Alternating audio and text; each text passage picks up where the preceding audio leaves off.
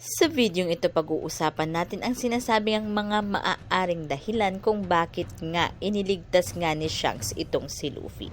So guys, may teorya nga dito sa One Piece na grabe ka-hype. Yung sinave nga ni Shanks si Luffy sa Sea King. Karamihan ng tao iniisip lang na heroism yon. Pero what if sabihin ko sa inyo na hindi lang simpleng rescue ang nangyari doon? Ang teorya, sinakripisyo ni Shanks ang braso niya intentionally. Hindi lang para mailigtas si Luffy, kundi para siguraduhin na kakainin niya ang Hito-Hito Nomi model Nika. At para maset siya bilang next Joy Boy at usher ng dawn of a new world order. Today, pag-uusapan natin ito ng mas malalim, may logic, foreshadowing at narrative weight. Handang-handa na ba kayo? So let's go. Number 1, the fruit that chose its user. Alam nyo guys, hindi ordinary yung Gomu Gomu Nomi. Revealed na ito bilang Hito-Hito Nomi model Nika. Isang mythical fruit na may cosmic implication. Ang theory, alam ni Shanks kung ano ang fruit na ito. Hindi lang basta rubber fruit. May will ang fruit na ito at pinili si Luffy bilang user. Isipin nyo guys hindi lang si Shanks, hindi lang chance, pero isang devil fruit mismo ang may intent. At nung kinain ni Luffy ito, pinili siya ng fruit. Grabe, 'di ba? Kaya yung point, si Shanks hindi lang basta-basta nag-save ng bata. Sinigurado nga niya na chosen one ito. Yung taong may kapangyarihan ng Nika ay mabubuhay at isinakripisyo niya ang braso niya para mangyari ito. Hindi lang heroism ito, strategy ito. Imagine nyo guys isang Yonko, may Conqueror's Haki. Kaya niyang labanan ang Sea King sa tutuusin. Pero bakit pinili nga niyang hayaang tamaan siya ng Sea King? Kasi mas mataas ang price, ang future. Hindi lang buhay, hindi lang isang bata, kundi ang future ng mundo. Number 2 na maaaring reason, betting on the future. Naalala nyo guys yung line ni Shanks kay Whitebeard? I bet it on the new age. Hindi lang poetic lines yun Sa One Piece, bawat salita may weight, lalo na kung connected sa ideology ng story. Si Shanks, nakita niya kay Luffy yung spark. Hindi lang talent, hindi lang bravery, pero isang spark na parang si Goldie Roger dati. So yung theory, hindi lang niya sinave si Luffy kasi cute siya. Sinave nga niya si Luffy kasi nakikita niya na kaya nitong baguhin ang mundo. He literally risked everything. Life, haki, braso, lahat para sa potential ng bata. So guys, hindi lang emotional rescue ito. Strategic sacrifice ito. Ito yung moment kung saan makikita nyo na hindi impulsive si Shanks sa battlefield. Calculated lahat ng moves niya. So number 3, cutting ties with the world government. May isa pang layer ng theory. Sinasabi ng fans na si Shanks ay may mark of the abyss. Posibleng symbolic o literal connection ito kay Imo at sa world government. At yung braso niya na nawala, baka yun yung arm na may connection nga sa system na yun.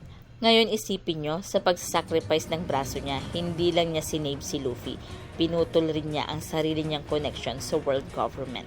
Hindi lang physical sacrifice, political, symbolic at narrative sacrifice ito. Si Shanks, pinili nga niya ang freedom over control. Pinili nga niya ang new destiny ng mundo over loyalty sa world government. Hindi lang labanan ito, declaration of independence ito. Dito makikita nyo kung bakit sobrang deep ng teorya na ito. So pang-apat, future sight or yung observation haki. Next, ang observation haki, alam natin na sobrang powerful ni Shanks dito. Some theories suggest na nakita niya ang future at alam niya na kung poprotektahan niya ang sarili, mamamatay si Luffy. So ginawa niya ultimate choice, sacrifice arm para mabuhay si Luffy. Hindi chance, hindi luck, destiny plus calculation. Shanks did not just jump in. Alam niya exactly what needed to happen at the price na kailangan nga niyang bayaran. Imagine nyo, nakakita ka ng future at alam mo na ang buhay mo versus buhay ng future hero. Kailangan mawala yung sarili mo para mabuhay ang bagong pag-asa. Hindi lang heroism ito, legendary foresight ito. So dumako naman tayo sa number 5, monster creation. Isa pang level ng theory, Shanks deliberately shaped si Luffy psychologically. Isipin nyo guys bata pa si Luffy. Wala pang clue sa piracy. Hindi alam ang peligro, loss or cost. Pero nung nakita nga niya na may nag-risk ng lahat para sa kanya, burned a lesson sa utak niya. Piracy has cost. May gain, pero may freedom rin. So Shanks did not just save him, force him. Bata pa na pinilit nga para harapin ang loss, sacrifice, mortality, at purpose. Shanks did not just save Luffy, he built the monster Luffy needed to become the Pirate King.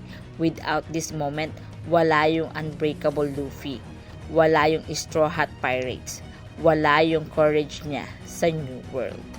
Number 6 na maaaring reason, Straw Hat symbolism. Ngayon guys, ang Straw Hat, o baka isipin nyo hat lang yun, pero hindi.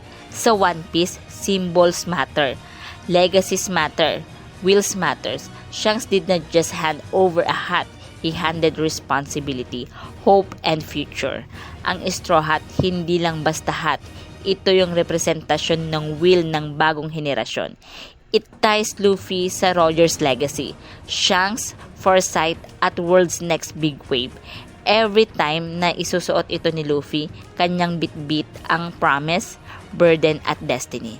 That hat is the reason bakit narito si Luffy ngayon. So dumako tayo sa pang-7, ang foreshadowing and parallelism.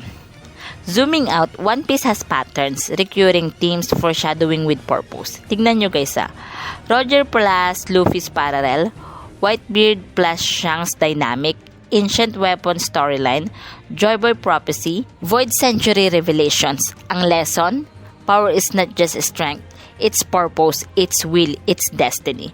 Shanks saving Luffy is first domino, first ripple na magiging tidal wave nga sa final era. The new era must rise. Shanks made sure of that, pero wait, may mas malalim pa. Kung susuriin natin ang bawat detalye, bawat arc, bawat scene, makikita natin ang hints na nandyan na mula pa noong Fuchsia Village, East Blue, at kahit nga ang Marineford. Paano niya hinubog si Luffy kahit bata pa, kahit hindi niya alam ang buong kahulugan ng piracy? Every single moment, every encounter, parang naka-script para itest si Luffy, para makita kung kaya nga niyang maging leader, kung kaya nga niyang tiisin ang sacrifice, kung kaya nga niyang mag-stand for freedom. So dumako tayo dito sa number 8, connecting all dots. Recap natin Alam ni Shanks ang tunay na nature ng Nika Fruit. Pinili si Luffy. Bet niya ang future. Hindi lang rescue. Possible na pinutol niya ang ugnayan sa world government. Ginamit niya ang observation haki para siguraduhin ang outcome. Pinorma niya ang mindset ni Luffy sa trauma. Straw Hat is equal to legacy at destiny. Lahat ng ito foreshadows ang final dawn. Everything Shanks did, losing his arm, giving the hat, risking everything was not a random. That moment was the spark na magpapalit na ang mundo. Ito ay strategy, ito ay destiny, ito ay ang One Piece na deepest storytelling level.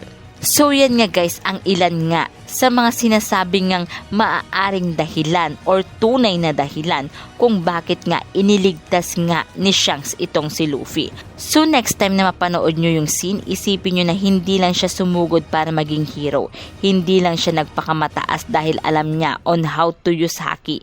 Ito yung moment ng future ng mundo ang nakataya. Shanks did not just save a kid, he ensured the chosen ones survive. He placed a bet no one else could see. He began the chain reaction that leads to the dawn. And that is why Luffy is not just a pirate anymore. He is the next dawn bearer. So guys, kung kayo ang tatanungin, ano sa tingin nyo? Ano kaya ang tunay nga na dahilan nga ni Shanks bakit niya iniligtas itong si Luffy? So i-comment nyo lang ang inyong kasagutan sa ating comment box at dito na nga nagtatapos ang video ito. Any comment and suggestion, just comment down below. Thank you!